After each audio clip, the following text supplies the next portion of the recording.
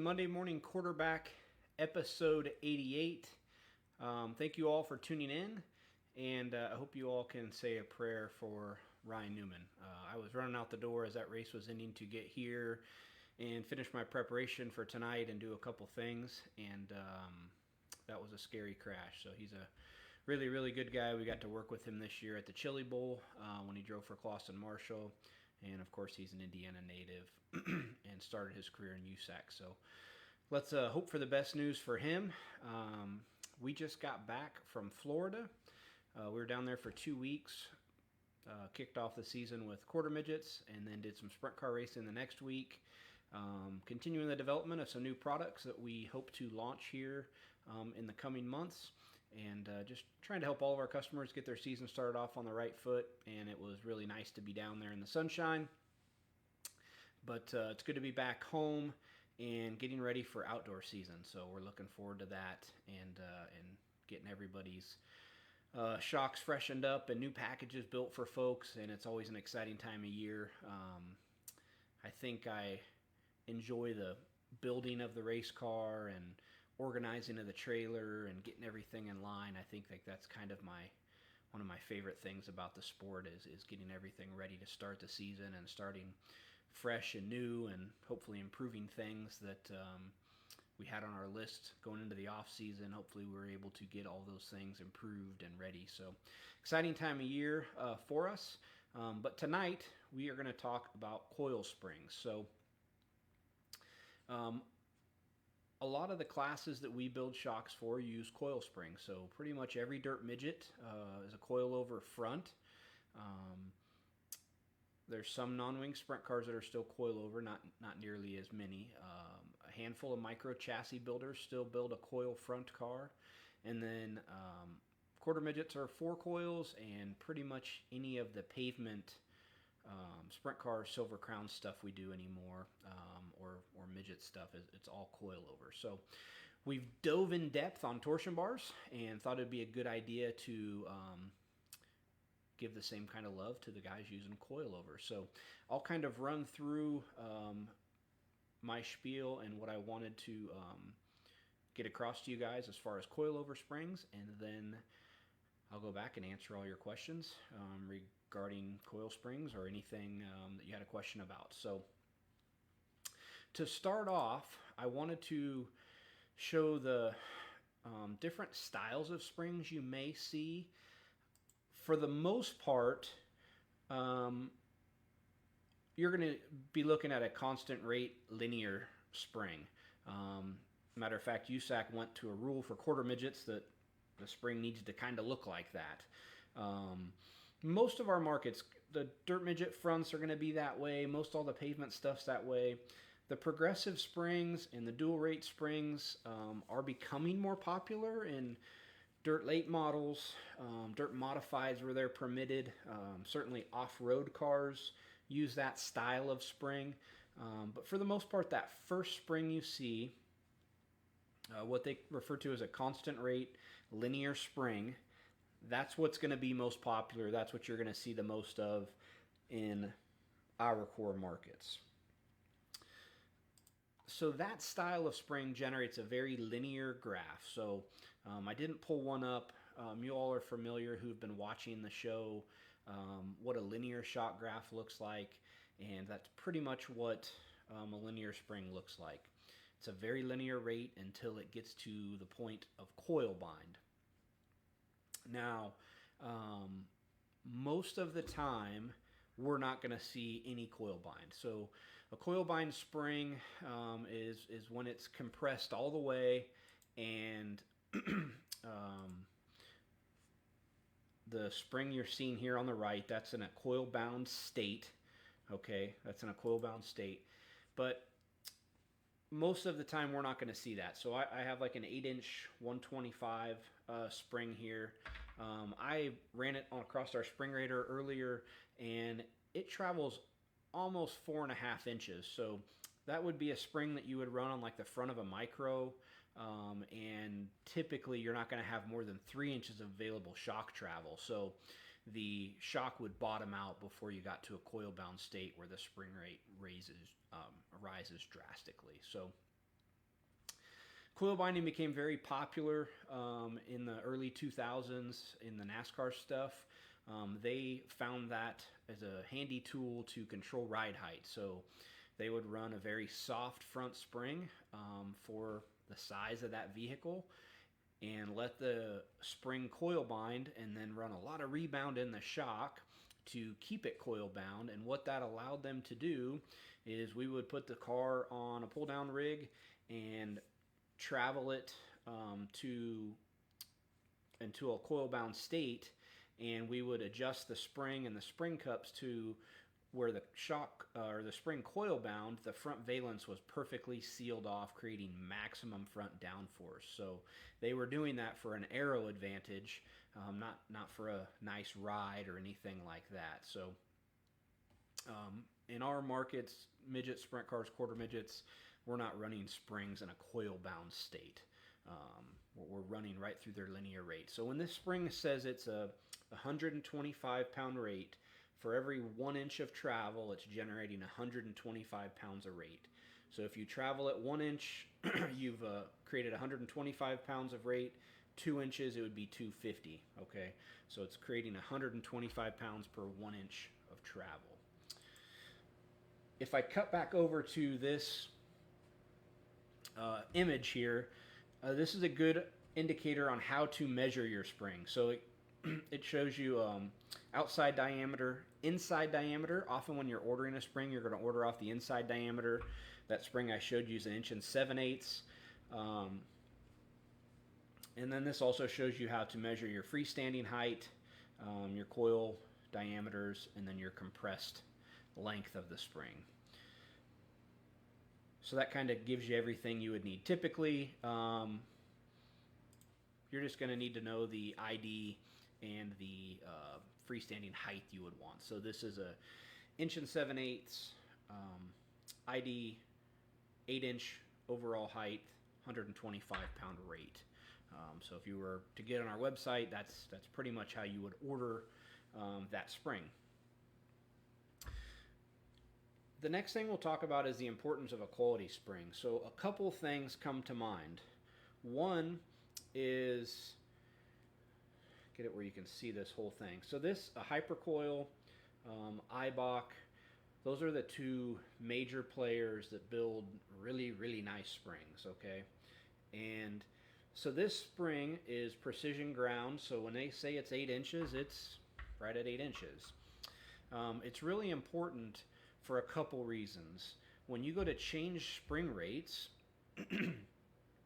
you don't necessarily have to rescale your whole car because the heights are very similar.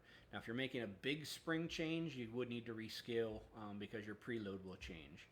The other thing is, with the quality of this spring, that height's going to remain constant. With the less expensive springs on the market, that thing's going to sag after you run it and continue to sag for a period of time.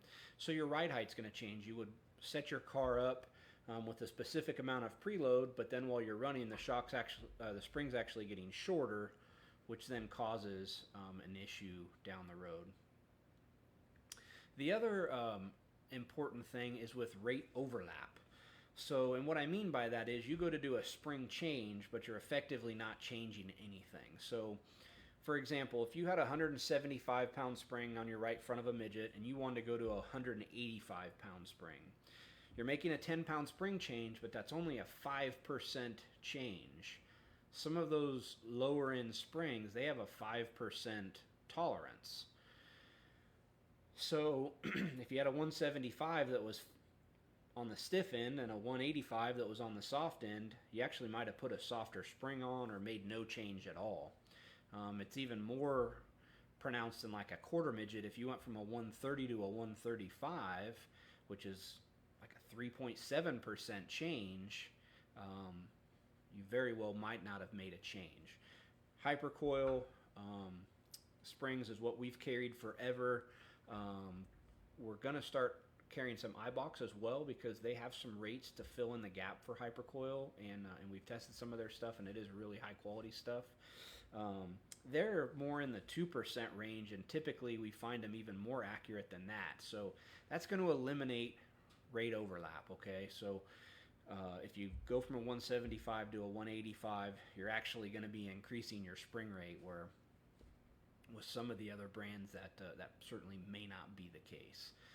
So you definitely want a premium, high quality spring. Somebody that is building springs at a high level, right? Like Eibach, Hypercoil, you see their springs in IndyCar, Formula One, right? Very high end springs. So that was what I had to talk about for springs. Any questions you have, we'll open up the forum. Certainly can answer any questions you have relating to springs,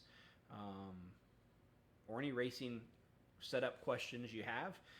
Pit logic questions, steering questions. I always do my best to answer those. Sometimes I've got to resort to our encyclopedia here, KT, on the steering stuff. But certainly fire away questions.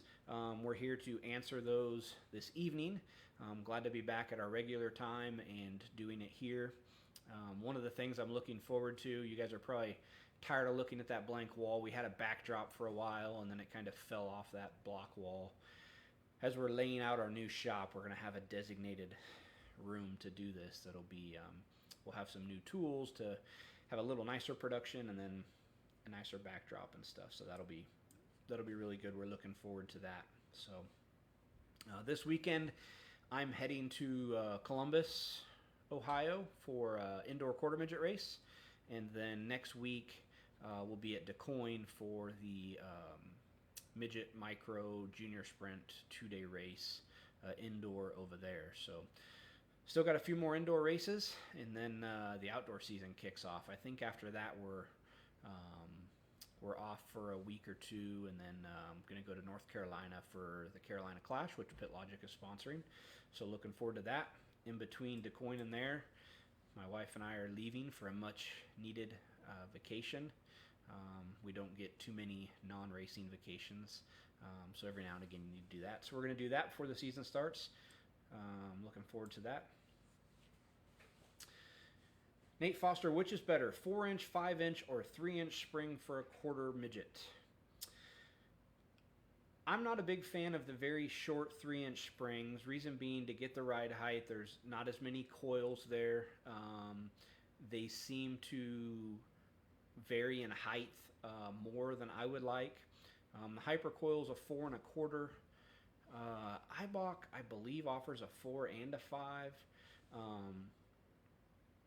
Honestly, there's not going to be a measurable difference for you from a 4-inch spring to a 5-inch spring. 5-inch spring will have a little bit more stored energy, but it's really an immeasurable difference. I prefer the shorter spring for weight, but I don't like those 3-inch springs, so I would stick in that 4-inch range. That's what I would run. Good question. Anybody else that's tuned in has a question, fire away. We're here to answer those for you. Just starting to outlay our schedule. We'll have that probably the first quarter of the season on our website here later this week, of where we're going with a support trailer. Again, we're racing here the next 2 weeks indoors, and then North Carolina. So got a lot of racing coming up this year, and we're going to go from coast to coast again. So last year we were Washington to Pennsylvania helping customers, and it'll be the same again this year. So we look forward to getting on the road helping customers. That's honestly one of my favorite parts of this business. Grew up around racing, love racing. I'm a race fan. I look forward to watching the races, but helping our customers get the most out of the product, and obviously seeing our product succeed. Trevor and I were at Ocala for the USAC stuff last week, and the first night rained out, which was a bummer. It was nice all day, and then poured for about 15 minutes, and then that was it. But it rained hard enough that the track was gone. And Friday, we won everything all night. Won every heat race, won the semi, and our customers ran 1-2 for 26 or 27 laps of the feature. KT got a flat, and then they restarted, and Kyle Cummins couldn't quite hold off Brady Bacon, ended up second. And I left the track just as mad as I would have 10 years ago when we lost. So certainly haven't lost our fire. hate to lose, and I like to see our customers succeed. So getting to go to those races, and certainly when our customers are doing well, that makes it more enjoyable. But getting beat like that just makes you dig harder and keep trying to develop and make stuff better. Ryan Mitchell, great question. With a good spring, what do you think the longevity is before you notice a decrease in performance? Similar to a torsion bar, they have a yield rate. And so typically in our markets, we're not taking them even close to the yield rate. So they'll last several seasons. If you crash and bend a shock and the coil spring gets bent, that's a good point to pitch it. When I see my spring starting to sag, that's when I throw them away. So when I get a new spring, I measure it. I just engrave with a pencil engraver what the rate is and then what the freestanding height is, and then I'll check that periodically. And if the height starts to change, I swap mine out. But like on the quarter midget stuff, you get a good couple years out of them. And dirt midget stuff's the same because we're not really compressing them that much. Now, on the pavement, where they're a little stiffer spring and going through a little more abuse, they might not last quite as long. But I would say at least a couple years.